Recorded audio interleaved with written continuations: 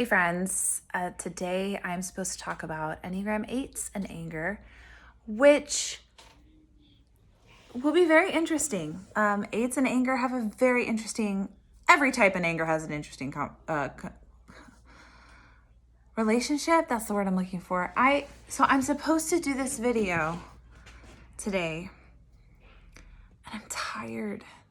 I am tired. I'm just tired. Look, my bed's not even made and I'm just tired. But I actually think it's appropriate that I do 8's and anger as a tired individual, because I think one of the things that's surprising about 8's and anger is that anger costs 8's just as much energy as it costs every number. I think oftentimes we can think that 8's just love getting angry and love standing up for justice and fighting. But fights take energy. Fights cost you. They cost every type, including 8's. I think 8's are just more willing to go there because they know that to tolerate it is intolerable. 8's have a lower tolerance for injustice, a lower tolerance for inauthenticity, a lower tolerance for the things that a lot of us just kind of are like, "Oh, it's not worth it." 8's believe it's worth it. That doesn't mean, though, that being angry costs them any less or getting in fights costs them any less. 8's are just as tired as the rest of us when it comes to fighting against injustice or fighting for a relationship or whatever it is that we fight for in our lives, whatever it is that brings out that anger in us. And it's so interesting because the holy idea of type 8's is innocence. I don't have time to go into holy idea. I actually did a video on holy idea. You can look for it in my Instagram TV sort of library, I guess. The holy idea of 8's is innocence. That means that 8's have a sense of the preciousness of their heart, the innocence of their heart. And because they see how clearly precious that it is, they fight to protect it at all costs. You know, the more precious something is, the more you surround it with security. Think of innocence as, the Hope diamond, just this giant, beautiful, precious diamond. You don't treat that lightly.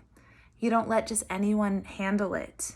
You treat it with such respect that you will surround it with protection. And so that's what 8's do. They surround their soul and their heart with lots of protection. And the sad part is, as with all of us, every type, the things that we do to try to protect ourselves end up being the things that keep us in bondage. So while 8's have this profound sense of their deep innocence, rather than trusting that there is a greater power that is holding them and protecting them and keeping them safe, they put up their own walls, and those walls become a prison. And vulnerability is not let in. And anger is often the weapon of choice of 8's to ensure that their innocence is protected, to ensure that they will not be betrayed, to ensure that they will not be controlled and harmed, that innocence will not be taken away from them, that innocence will not be taken away from others. It's a noble thing that 8's are using their anger to protect. The problem is, though, the walls that they build around that innocence ends up shutting them off from their own hearts, ends up keeping them from accessing that tender side at times. And when 8's no longer have access to that tender side of themselves, all they have left is the anger. All they have left is the energy, the fight, the protection. So that's where anger becomes a weapon that is not only harmful to others that are in relationships with 8's, but becomes harmful to the 8's themselves. The only way that 8's can really hold that anger in a way that is productive rather than destructive is to re-access the connection to their hearts. 8s can only be as vulnerable with others, as caring with others, as compassionate with others as they are willing to be with themselves. And that means they have to remove some of the protections around their heart, which feels scary, which is hard. But when they do that, when they trust that just like a diamond is one of the hardest, it is the hardest substance on earth. They trust that their innocence is strong enough not to be crushed. And when an 8 trusts that, they can let down some of those defenses, reconnect with their heart. And then that anger is connected to the tenderness, and it's no longer as destructive. It's no longer that weapon that is disconnected from any feeling. When 8s re-access feeling, then the anger is no longer something to be concerned. You can use the anger, right? Anger is a gift.